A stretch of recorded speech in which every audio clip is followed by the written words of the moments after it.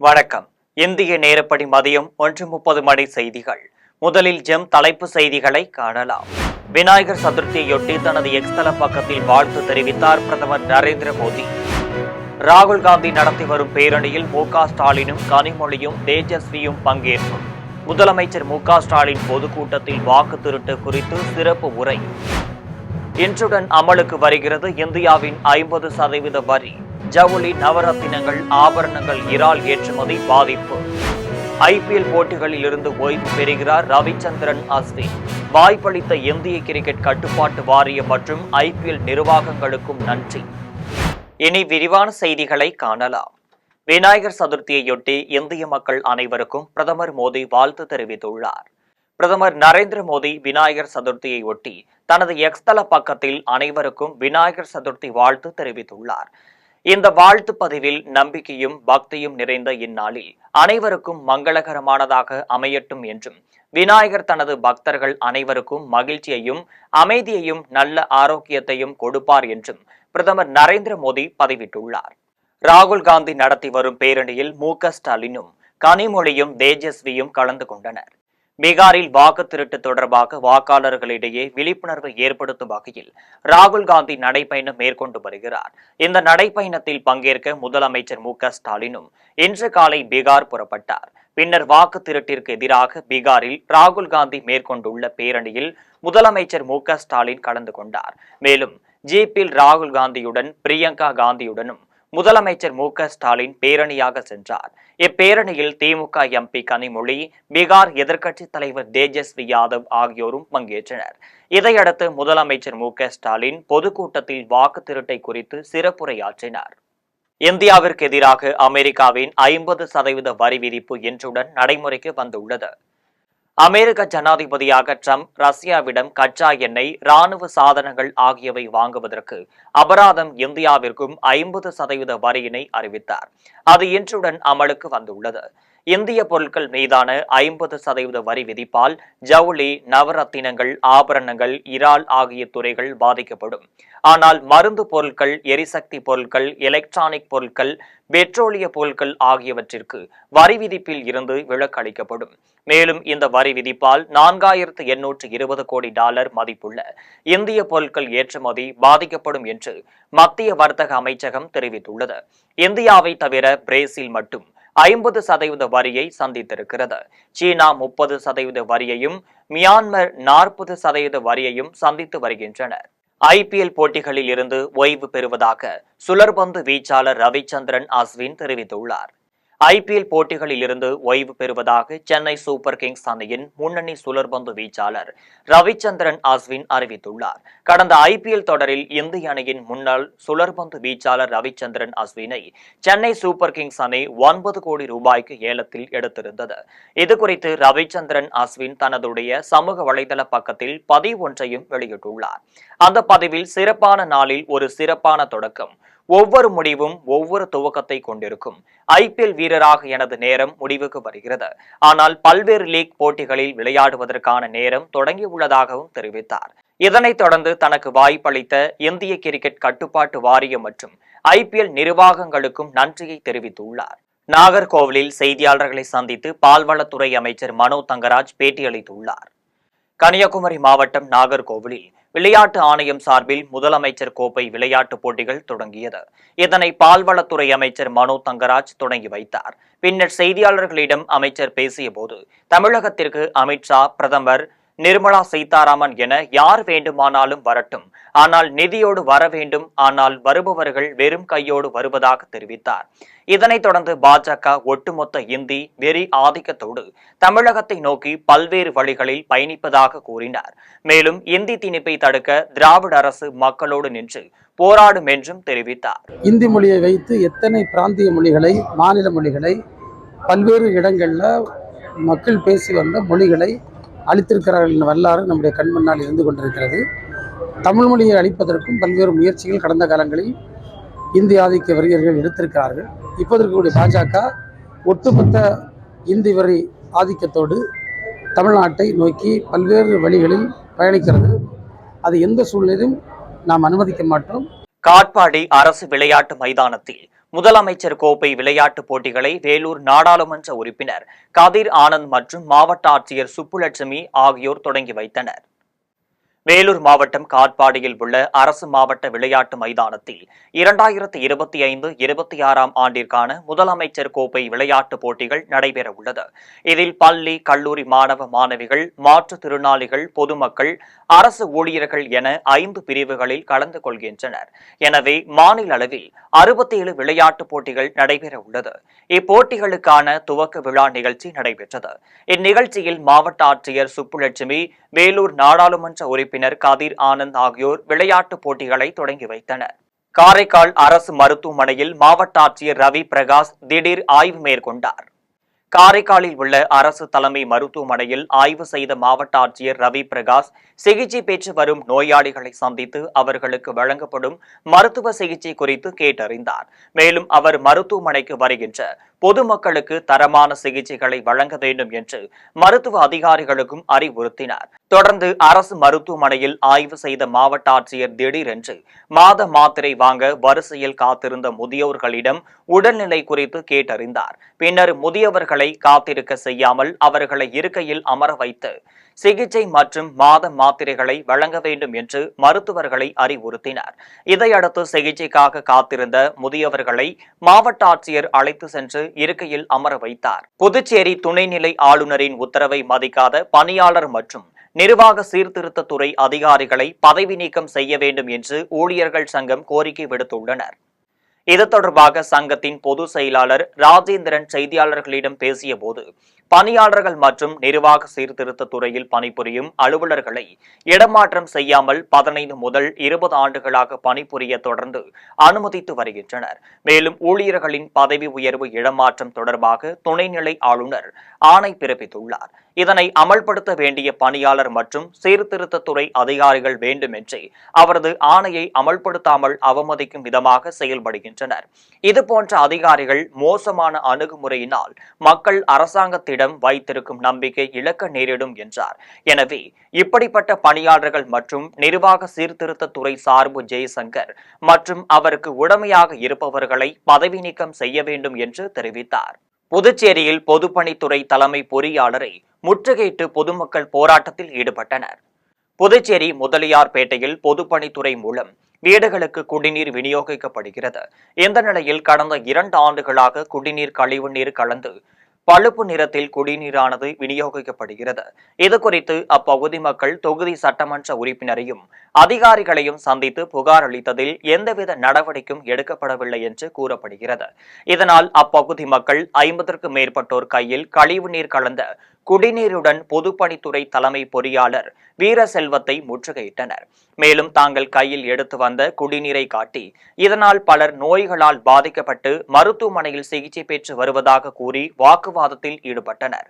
இதனையடுத்து உடனடியாக இது குறித்து நடவடிக்கை எடுப்பதாக தலைமை பொறியாளர் உறுதியளித்ததுடன் பொதுமக்கள் அங்கிருந்து கலைந்து சென்றனர். திருவாரூரில் அமைந்துள்ள RC ஃபாத்திமா தொடக்க பள்ளியில் முதலமைச்சரின் காலை உணவு திட்டம் தொடக்க விழா மிக சிறப்பாக நடைபெற்றது. திருவாரூர் நகராட்சியில் RC ஃபாத்திமா தொடக்கப்பள்ளி அமைந்துள்ளது.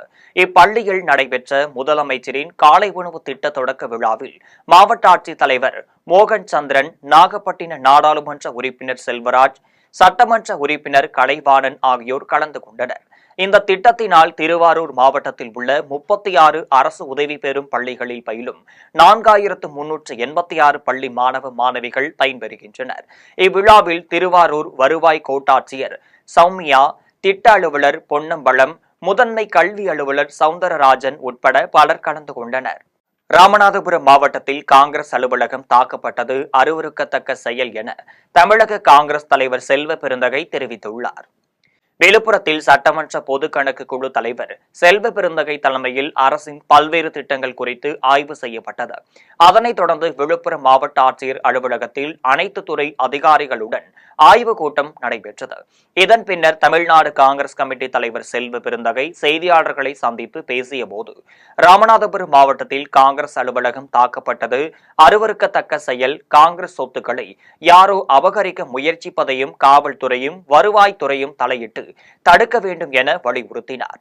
காங்கிரஸ் அலுவலகம் மீது தாக்குதல் நடத்தியவர்களையும் காவலாளிக்கு மிரட்டல் விடுத்தவர்களையும் வன்மையாக கண்டிப்பதாகவும் தமிழக முதல்வருக்கு ஒரு வேண்டுகோள் விடுத்துள்ளார்.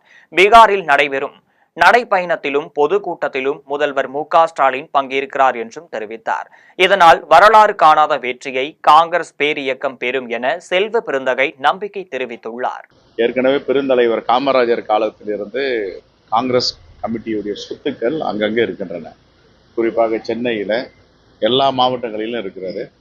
இந்த ராமநாதபுரம் மாவட்டத்தில் அருவருக்கத்தக்க சம்பவம் நடந்தது. இது காங்கிரஸுடைய பெயரில் அந்த சொத்து இருக்கிறது. காங்கிரஸுடைய சொத்து பெருந்தலைவர் காமராஜர் காலத்தில் இருந்து காங்கிரஸ் சொத்தாக இருக்கிறது. அதை யாரோ அபகரிக்க முயற்சி செய்கிறார்கள்.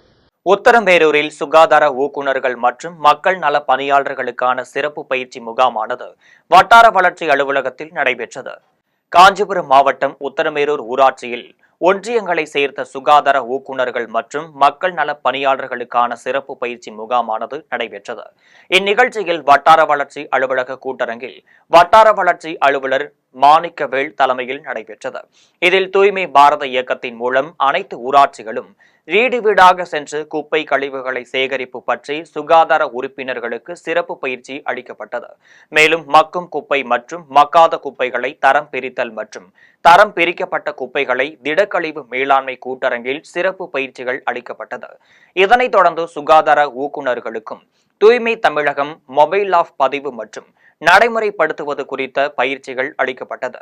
இதில் இ-கார்டு வாகனத்தில் நாள்தோறும் தூய்மை விழிப்புணர்வு தொடர்பான பாடல்களை ஒலிக்க செய்வது தொடர்பாக ஆலோசனைகள் வழங்கப்பட்டது. இச்சிறப்பு முகாமில் மாவட்ட ஒருங்கிணைப்பாளர் அஜய், வட்டார வளர்ச்சி அலுவலக பொது மேலாளர் சரஸ்வதி, தூய்மை பாரத இயக்கத்தின் ஒருங்கிணைப்பாளர் ஜானகிராமன் உள்ளிட்ட ஊரக வளர்ச்சித்துறை மற்றும் தூய்மை பாரத இயக்கத்தின் அலுவலர்கள் கலந்து கொண்டனர். தாராபுரம் அருகே குடும்ப சொத்து நிலத்தில் மண் திருட்டும் பனை மரங்களையும் வெட்டிய கணவர் மீது மனைவி வட்டாட்சியர் அலுவலகத்தில் புகார் அளித்துள்ளார். திருப்பூர் மாவட்டம் மடத்துக்குளம் சட்டமன்ற தொகுதி தூங்காவி பகுதியில் வசித்து வருபவர் காளீஸ்வரி. இவர் கணவர் கனகராஜிடம் இருந்து பிரிந்து 6 ஆண்டுகளாக 2 பெண் குழந்தைகளுடன் வாழ்ந்து வருகிறார்.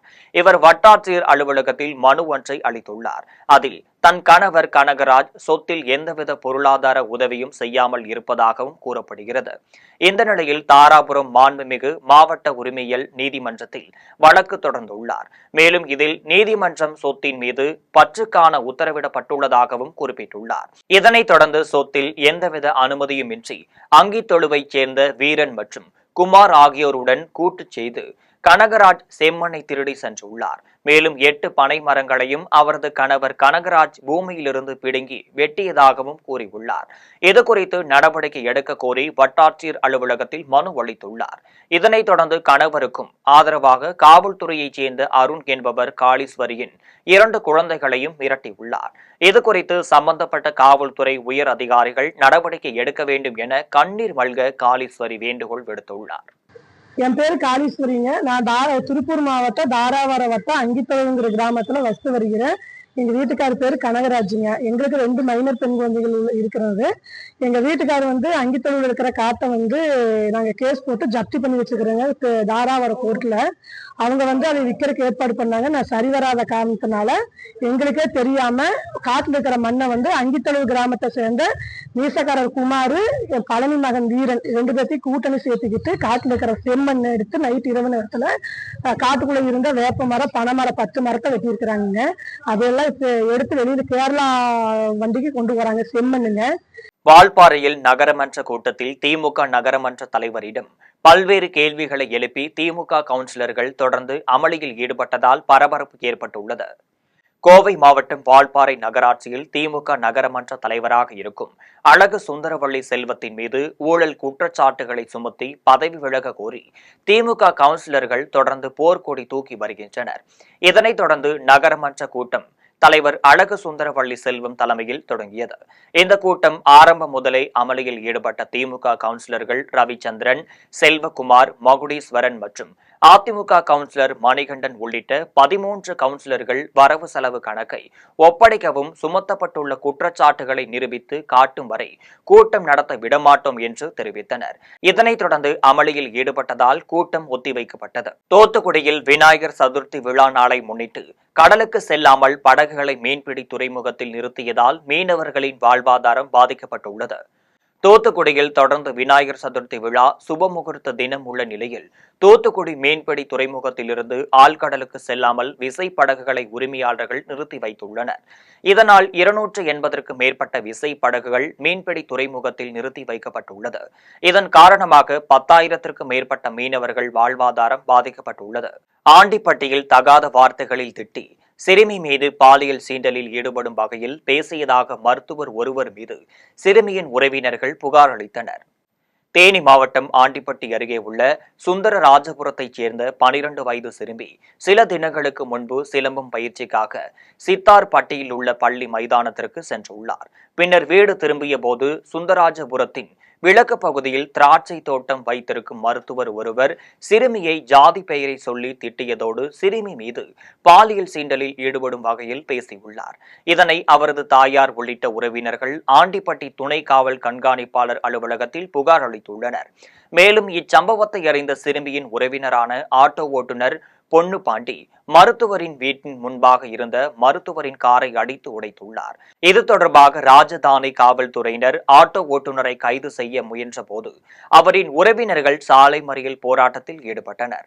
இதனால் போக்குவரத்து பாதிக்கப்பட்டு பரபரப்பு ஏற்பட்டது. தொடர்ச்சியாக அவர்களிடம் பேச்சுவார்த்தையில் ஈடுபட்டு ஆட்டோ ஓட்டுநர் கைது செய்து அழைத்து சென்று வழக்கு பதிவு செய்து விசாரணை மேற்கொண்டு வருகின்றனர். மீண்டும் ஜெம் தலைப்பு செய்திகள். விநாயகர் சதுர்த்தியையொட்டி தனது எக்ஸ் தள பக்கத்தில் வாழ்த்து தெரிவித்தார் பிரதமர் நரேந்திர மோடி. ராகுல் காந்தி நடத்தி வரும் பேரணியில் மு.க. ஸ்டாலினும் கனிமொழியும் தேஜஸ்வியும் பங்கேற்பு. முதலமைச்சர் மு.க. ஸ்டாலின் பொதுக்கூட்டத்தில் வாக்கு திருட்டு குறித்து சிறப்பு உரை. இன்றுடன் அமலுக்கு வருகிறது இந்தியாவின் 50% வரி. ஜவுளி, நவரத்தினங்கள், ஆபரணங்கள், இறால் ஏற்றுமதி பாதிப்பு. ஐபிஎல் போட்டிகளில் இருந்து ஓய்வு பெறுகிறார் ரவிச்சந்திரன் அஸ்வின். வாய்ப்பளித்த இந்திய கிரிக்கெட் கட்டுப்பாட்டு வாரியம் மற்றும் ஐபிஎல் நிர்வாகங்களுக்கும் நன்றி. இத்துடன் ஜெம் செய்திகள் நிறைவடைகின்றன. மீண்டும் ஜெம் செய்திகள் மாலை 6 மணிக்கு. உடனுக்குடன் செய்திகளை காண GemLive.tv என்ற இணையதளத்தில் இணைந்திருங்கள். நன்றி, வணக்கம்.